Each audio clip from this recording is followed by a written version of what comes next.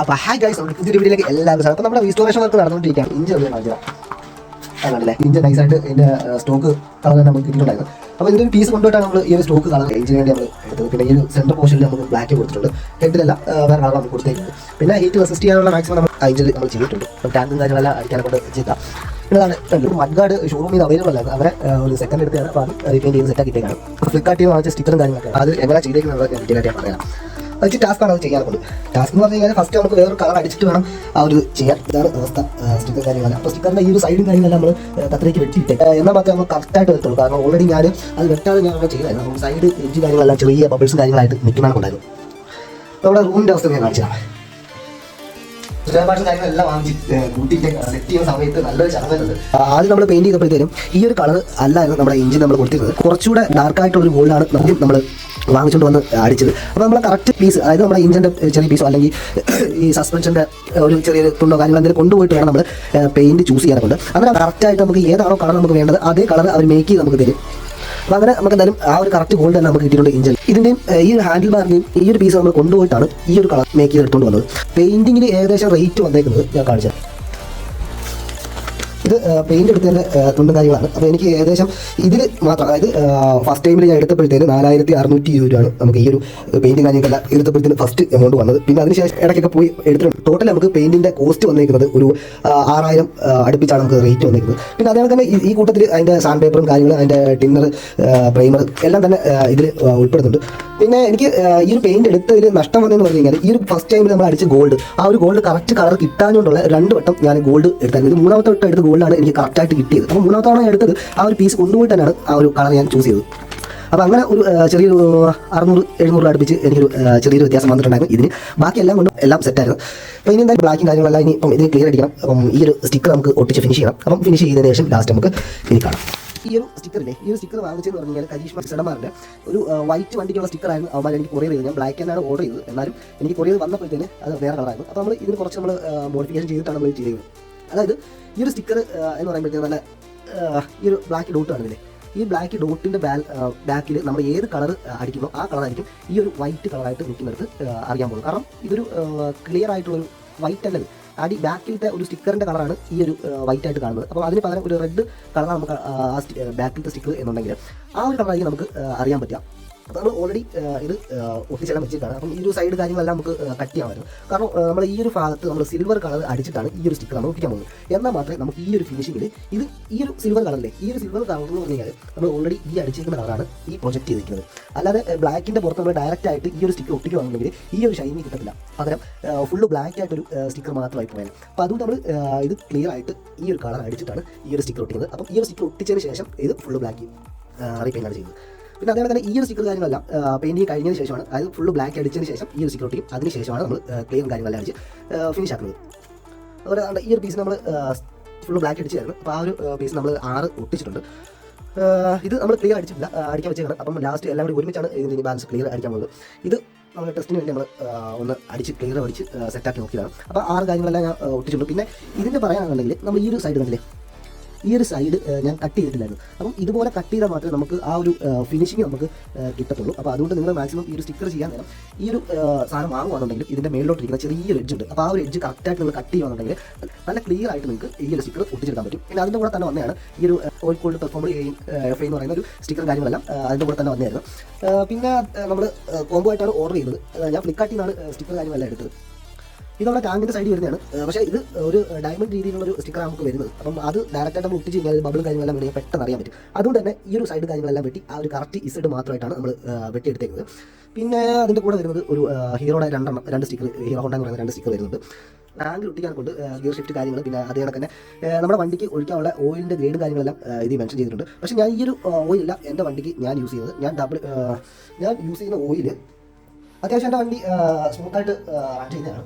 അപ്പം ഞാൻ continuous use ചെയ്തുകൊണ്ടിരിക്കുന്നത് ഈ ഒരു ഓയിലാണ്, W50.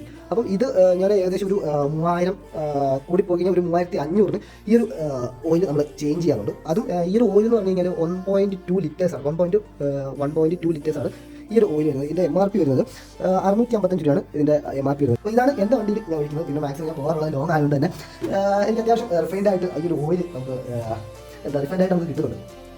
ഇതിൻ്റെ സ്മൂത്തായിട്ട് പോകാനെ കൊണ്ട് ആ ഒരു ഓയിൽ നമുക്ക് നല്ലൊരു ബെനിഫിറ്റാണ് വരുന്നത്. പിന്നെ നാട്ടിലെ നമ്മുടെ ഈ ഒരു സൈക്കിൾസ് നമ്മൾ ഹീറ്റിങ് റെസിസ്റ്റ് ചെയ്യാൻ കൊണ്ടുള്ള ഇതൊക്കെ നമ്മൾ ചുറ്റിയിട്ടുണ്ട്. ഇത് ഞാൻ ഓൺലൈൻ എടുത്താണ്. ഏകദേശം ഒരു 350-400 രൂപ അടുപ്പിച്ച് വരുന്നൊരു പീസാണ്. ഇവിടുത്തെ ഷോപ്പുകളിൽ വാങ്ങാനാണെന്നുണ്ടെങ്കിൽ നമുക്ക് എങ്ങനെ പോയാലും ഒരു 500 രൂപ അടുപ്പിച്ചാവും ആ ഒരു റോപ്പ്. പിന്നെ ഹെഡ്ലൈറ്റ് കാര്യങ്ങളെല്ലാം ഞാൻ പേപ്പറെല്ലാം പിടിച്ച് വെച്ചേക്കാണ്. ഇനി അപ്പോൾ ക്ലിയർ അടിക്കാൻ നേരം ഹെഡ്ലൈറ്റിനും പിന്നെ അതേപോലെ തന്നെ ബ്രേക്ക് ലൈറ്റിനും ക്ലിയർ അടിക്കാറുണ്ട്. പിന്നെ എല്ലാം സ്വന്തം വർക്ക് ആയതുകൊണ്ട് ആരെയും ബോധിപ്പിക്കേണ്ട ആവശ്യമില്ല.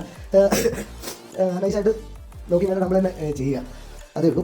പിന്നെ നമ്പർ പ്ലേറ്റും കാര്യങ്ങളെല്ലാം ഉണ്ട്. അപ്പം നമ്പർ പ്ലേറ്റും കാര്യങ്ങളെല്ലാം നമുക്ക് ഇനിയിപ്പം ആ നമ്പർ പ്ലേറ്റ് ഒഴിവാക്കിക്കൊണ്ട് പുതിയ നമ്പർ പ്ലേറ്റ് നമുക്ക് അടിക്കാം. കാര്യം വണ്ടി ഇത്രയും ക്ലിയർ ആക്കുന്ന ടൈമിൽ നമുക്ക് ആ നമ്പർ പ്ലേറ്റ് കൊണ്ട് നമുക്ക് വണ്ടിയെ ഒഴിവാക്കാൻ പറ്റില്ല. അപ്പം ക്ലിയർ പീസ് ആക്കിയിട്ടാണ് നമ്മൾ വണ്ടി ഇറക്കാൻ പോകുന്നത്. ബാറ്ററിയും കാര്യങ്ങളെല്ലാം അവിടെ ഉണ്ട്. ഞാൻ വണ്ടിയിൽ ഓൾറെഡി എയർ ഫിൽറ്റർ വെച്ചിരുന്നത് ഇതായിരുന്നു. ഇതിൽ ഡാമേജും കാര്യങ്ങളെല്ലാം വന്നിട്ട് അത്യാവശ്യം പൊടിയും കാര്യങ്ങളെല്ലാം വന്നിട്ട് എനിക്ക് ഇഞ്ചിട്ടിൽ അത്യാവശ്യം ഡസ്റ്റ് കാര്യങ്ങളെല്ലാം ഉണ്ടായിരുന്നു. അപ്പോൾ നല്ലപോലെ ക്ലിയർ ആക്കിയാണ് ഇഞ്ച് റെഡിയാക്കി വെച്ചത്. ഈ ഒരു സാധനത്തിൻ്റെ വില നല്ല റേറ്റ് വരും. അപ്പോൾ അതുകൊണ്ട് അധികം നേരം നമുക്ക് ഇത് കഴിച്ചുകൊണ്ടിരിക്കുന്നത് സേഫല്ല. അപ്പോൾ നൈസായിട്ട് താത്തന്നെ വെച്ചേക്കാം. കാരണം ചെറിയൊരു കംപ്ലൈൻറ്റ് ഉണ്ടെങ്കിൽ ആ ഒരു സാധനം കൂടെ മാറി കിട്ടുന്നത്. എൻ്റെ ഒരു കേബിൾ ആക്സിലേറ്റർ കേബിൾ ബി ആണ് ഞാൻ എടുത്തേക്കുന്നത്. അപ്പം എൻ്റെ ബി ഒരു ചെറിയ ടൈറ്റും കാര്യങ്ങളെല്ലാം ഉണ്ടായിരുന്നു. 120 ഈ ഒരു കേബിളിൻ്റെ റേറ്റ് വരുന്നത്. അപ്പോൾ അത് ഞാൻ എടുത്തിട്ടുണ്ട്. പിന്നെ അതുപോലെ നമ്മുടെ ഇസഡമാറിൻ്റെ സൈഡിൽ വരുന്നൊരു ഫ്ലാപ്പാണ് കാണിച്ചാൽ ആണല്ലേ. അപ്പം ഇത് എൻ്റെ വണ്ടിയിൽ ലോക്കും കാര്യങ്ങളെല്ലാം പോയിട്ടും പിന്നെ മാത്രമല്ല അത്യാവശ്യം ഡാമേജ് പീസ് ആയിരുന്നു എൻ്റെ ഓൾറെഡി ഇരുന്നത്. പെയിൻറ്റ് ചെയ്തെടുക്കാമായിരുന്നു. എന്നാലും ലോക്ക് കാര്യങ്ങളെല്ലാം ക്ലിയർ ആയിട്ട് കിട്ടാൻ കൊണ്ട് ഇത് 2 പീസ് നമ്മൾ ഷോറൂമിൽ വാങ്ങിച്ചിട്ടുണ്ടായിരുന്നു. ഞാൻ കൊല്ലം ദിയെന്നാണ് സ്പെയറും കാര്യങ്ങളെല്ലാം ഞാൻ എടുത്തുകൊണ്ടിരിക്കുന്നത്. അപ്പം അവിടുന്ന് മാത്രമല്ല പിന്നെ ഇത് നമ്മുടെ ഒരു ഫ്രണ്ട് പോള് കോട്ടയത്ത് നമുക്ക് പാഴ്സൽ ചെയ്തതാണ്. അപ്പം ഈ സാധനം നമുക്ക് ഇല്ലായിരുന്നു. പിന്നെ അതേപോലെ തന്നെ വൈസർ പോള് ഷോറൂമിൽ പറഞ്ഞിട്ട് സാധനം വരുത്തി വെച്ചേക്കണം അവൻ്റെ കയ്യിരിക്കുകയാണ്. അപ്പോൾ അടുത്ത മീറ്റപ്പിന് ഞാൻ ചെല്ലുന്ന ടൈമിൽ വേണം അത് കളക്ട് ചെയ്യാൻ കൊണ്ട് താമസിക്കാതെ നമ്മുടെ ക്ലബിൻ്റെ മീറ്റപ്പ് ഉണ്ട് കരിശ്മല. അപ്പം എന്തായാലും ആ ഒരു മീറ്റപ്പിന് പോകുമ്പോൾ എനിക്ക് കളക്ട് ചെയ്യാൻ വെച്ചേക്കണം. പിന്നെ എല്ലാം ക്ലിയർ ആക്കിയതിന് ശേഷം മാത്രമേ ഞാൻ വണ്ടി റിവീൽ ചെയ്യുന്നുള്ളൂ. അല്ലേ. പിന്നെ അതിനകത്ത് ഞാൻ ഇൻഡിക്കേറ്റർ കാര്യങ്ങളെല്ലാം വാങ്ങിച്ചിട്ടുണ്ടായിരുന്നു. അപ്പോൾ ഇൻഡിക്കേറ്ററിൻ്റെ ഓൾറെഡി ചെറിയൊരു പൊട്ടൽ കാര്യമെല്ലാം ഉണ്ടായിരുന്നു. അപ്പോൾ അതുകൊണ്ട് ഇത് ഞാൻ എടുത്തേക്കുന്നത് കരിഷ്മ 6 ആണ്. അപ്പോൾ ഇസഡമാറിൻ്റെയും കരിഷ്മ 6 സെയിം ലോക്ക്, അതായത് സ്ക്രൂ പിടിപ്പിക്കുന്ന സ്ഥലങ്ങളെല്ലാം സെയിം ആണ് വരുന്നത് നമ്മുടെ കരിഷ്മ 6. അപ്പോൾ അതുകൊണ്ട് തന്നെ എനിക്ക് ഇൻഡിക്കേറ്ററിനും വലിയ ശോകം വന്നില്ല. കാരണം ഇസഡമാറിൽ തന്നെ നമ്മൾ ചോദിച്ചു കഴിഞ്ഞാൽ സാധനം കിട്ടാൻ കൊണ്ട് അവൈലബിലിറ്റി കുറവായിരിക്കും. അപ്പോൾ അതുകൊണ്ട് കരിഷ്മ 6 നമുക്ക് സൂട്ടാവും. പിന്നെ ഈ ഒരു പീസ് എൻ്റെ വണ്ടിയിൽ പൊട്ടിയിരിക്കുകയാണ്. അപ്പം അതുകൊണ്ട് ഇതും നമ്മൾ വാങ്ങിച്ചിട്ടുണ്ട്. ഇതിന് ഏകദേശം ഒരു 100-600 രൂപ വരെ ആയിരുന്നു. അപ്പം അങ്ങനെ ഇത് നമ്മൾ വാങ്ങിച്ചിട്ടുണ്ടായിരുന്നു. പിന്നെ അതുപോലെ നമ്മൾ ഇനി അടുത്ത് നമ്മൾ ചെയ്യാൻ പോകുന്നത് അതെ ഈ റിലേ വെച്ചിട്ടാണ് നമ്മുടെ ഹെഡ്ലൈറ്റ് നമ്മൾ കൊടുക്കാൻ പോകുന്നത്. അപ്പോൾ ഹെഡ്ലൈറ്റ് നമ്മൾ കൊടുക്കുന്നത് ഓസ്റാമിൻ്റെ 60-55 വാട്ട്സിൻ്റെ ഹാലജൻ ലൈറ്റാണ് നമ്മൾ വണ്ടിയിൽ ഇനി കണക്ട് ചെയ്യാൻ പോകുന്നത്. അപ്പോൾ അതുകൊണ്ട് തന്നെ നമുക്ക് അതിൻ്റെ കാര്യം നല്ല വെട്ടവും കാര്യങ്ങളെല്ലാം നമുക്ക് ലൈറ്റ് കിട്ടാൻ ചാൻസ് ഉണ്ട്. ഒന്നാമത്തെ കാര്യം നമ്മൾ ലൈറ്റ് കൂടുതൽ ഡ്രൈവ് കാര്യങ്ങളെല്ലാം ചെയ്യുന്നുണ്ട്. അപ്പോൾ അതുകൊണ്ട് നല്ല അത്യാവശ്യം വെട്ടം വേണം. എന്നാലും പെറ്റി വരാത്ത രീതിയിലും നല്ല സ്റ്റോക്ക് കണ്ടീഷൻ ആക്കുന്ന രീതിയും കൊണ്ട് നമ്മളതിൽ പ്രൊജക്ടറോ കാര്യങ്ങളോ ഒന്നും വെക്കുന്നില്ല. അപ്പോൾ അതിൽ ലൈറ്റിൻ്റെ എഫിഷ്യൻസി കൂട്ടിയത് മാത്രമേ ഉള്ളൂ നമ്മൾ ചെയ്യുന്നത്. കണ്ടില്ലേ. അപ്പോൾ ഇതിൻ്റെ ഈ നമ്പർ പ്ലേറ്റ് കാണുന്ന ഈ പോർഷൻ ഉണ്ടാക്കല്ലോ, അതായത് ഇവിടുത്തെ ഒരു ചെറിയ ലൈറ്റ്, ആ ഒരു ലൈറ്റ് നമ്മുടെ ഡാമേജ് ആയിരുന്നു. അപ്പം ബൾബ് മാറാൻ പറ്റില്ല. അങ്ങനെ അതാണ് ഈ ഇരിക്കുന്നത്. അപ്പോൾ അതിൻ്റെ വില വരുന്നത് 90 രൂപയാണ് അതിൻ്റെ വില വരുന്നത്. പിന്നെ ഈ സ്പീഡോമീറ്റർ സെൻസർ, ഈ ഒരു സെൻസർ എൻ്റെ കംപ്ലൈൻറ്റ് ആയിരുന്നു. അതെ ഈ ഒരു സ്പീഡോമീറ്റർ സെൻസർ കംപ്ലൈൻറ്റ് ഉണ്ടായിരുന്നു. അപ്പം ഇതിൻ്റെ റേറ്റ് ഏകദേശം ഒരു 1500-600 ആ ഒരു റേഞ്ചാണ് ഈ ഒരു സാധനം വരുന്നത്. അപ്പോൾ ഇതുണ്ടെങ്കിൽ മാത്രമേ നമ്മുടെ ഒരു സ്പീഡോമീറ്റർ കറക്റ്റായിട്ട് വർക്ക് ചെയ്തുള്ളൂ. അപ്പം ഇതും ഞാൻ ലേറ്റസ്റ്റ് ആയിട്ട് വാങ്ങിച്ചതാണ്. പിന്നെ കീസെറ്റിന് ഒരു 1000 കീസെറ്റെല്ലാം ഞാൻ ഇപ്പം ഓൾറെഡി വാങ്ങിച്ച് വെച്ചതാണ്. 1600-1200 സംതിങ് ആണ് ആ ഒരു കീസെറ്റിൻ്റെ റേറ്റ് വരുന്നത്. ഹാൻഡിൽ ഗ്രിപ്പ് മാറിയിട്ടുണ്ട്. അപ്പം ഇത് ത്രോട്ട് ബോഡിയുടെയാണ്. ഇതിനൊരു 99 രൂപയാണ് ഈ ഒരു ത്രോട്ട് ബോഡിയുടെ വരുന്നത്. പിന്നെ അതേപോലെ തന്നെ ക്ലച്ച് സൈഡ് വരുന്ന ഹാൻഡിൽ ഗ്രിപ്പ് ഇതിനൊരു 135 രൂപയാണ് നമുക്ക് അയക്കുന്നത്. ഫ്രണ്ട് മഡ്ഗാർഡിൻ്റെ ഫ്രണ്ടറാണ്. അപ്പം ഇതിന് എനിക്ക് വന്നേക്കുന്നത് 90 രൂപയാണ് റേറ്റ് വന്നേക്കുന്നത്. സിംഗാം നമ്മൾ സിംഗാമിൻ്റെ നീഡിൽ ബെയറിംഗ് ഒക്കെ നമ്മൾ ചേഞ്ച് ചെയ്തിട്ടുണ്ടായിരുന്നു. അതിൻ്റെ ഒരു കോളർ രണ്ടും കംപ്ലൈൻറ്റ് ഉണ്ടായിരുന്നു. അപ്പം അത് ഒരെണ്ണത്തിൻ്റെ റേറ്റ് വരുന്നത് 51 രൂപയാണ് ഒരു കോളറിൻ്റെ റേറ്റ് വരുന്നത്. പിന്നെ നീഡിൽ ബെയറിംഗ് കാര്യങ്ങളെല്ലാം ഞാൻ ഓൾറെഡി വണ്ടിയിൽ സെറ്റ് ചെയ്ത് കഴിഞ്ഞ് 100 സംതിങ് ആണ് അതിൻ്റെ റേറ്റ് വരുന്നത്. ഈ കണ്ടില്ലേ, ഇതിൻ്റെ സ്ക്രൂ നമ്മുടെ വിൻഡോയ്സിൽ വരുന്നതിൻ്റെ സ്ക്രൂവും കാര്യങ്ങളെല്ലാം വാങ്ങിച്ചിട്ടുണ്ട്. ബോഡിക്കെല്ലാം വെക്കാനെ കൊണ്ട് പുതിയ നെറ്റും ബോൾട്ടും സ്ക്രൂകളെല്ലാം നമ്മൾ വാങ്ങിച്ചിരിക്കുന്നത്. അപ്പം ഇത്രയാണ് നമ്മുടെ ഇപ്പോഴത്തെ ഒരു സിറ്റുവേഷൻ.